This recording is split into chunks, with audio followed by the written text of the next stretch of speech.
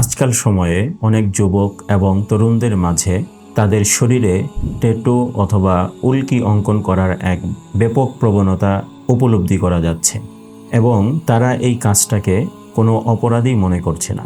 এই ধরনের কাজ সাধারণত কোনো সেলিব্রিটিদের অনুসরণে তারা করে থাকে।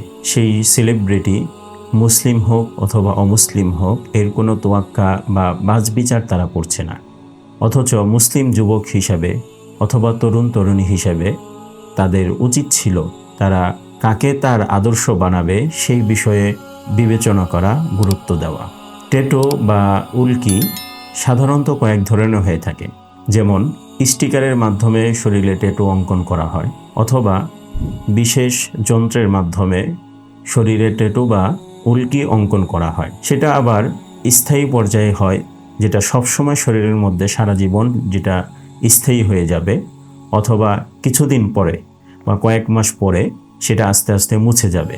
মানবদেহে যে ধরনের ট্যাটু অথবা উল্কি অঙ্কন করা হোক না কেন, ইসলামের শরিয়াতে সেটা সুস্পষ্ট হারাম। কেননা সহিহ বুখারী এবং মুসলিম শরীফের হাদিস, রাসূল সাল্লাল্লাহু আলাইহি ওয়াসাল্লাম বলেন, লাআনাল্লাহুল ওয়াসিলা ওয়াল মুস্তাওসিলা, অর্থাৎ যারা ট্যাটু অঙ্কন করে এবং যার মাধ্যমে ট্যাটু অঙ্কন করানো হয়, উভয়কেই আল্লাহ তাআলা অভিশাপ দিয়েছেন। দ্বিতীয়ত, শরীরের মধ্যে ট্যাটু অথবা উল্কি অঙ্কনের দ্বারা ইসলামের বহু বিধান পালন করার বৈধতা থাকে না, যেমন নামাজ, কোরআন তেলাওয়াত, মসজিদে প্রবেশ ইত্যাদি।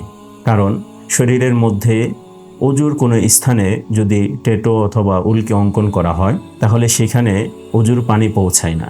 এমনিভাবে শরীরের যে কোনো স্থানে যদি ট্যাটু অঙ্কন করা হয় এবং সেই ব্যক্তিটির যদি গোসল ফরজ হয়, তাহলে তার ফরজ গোসলও হবে না।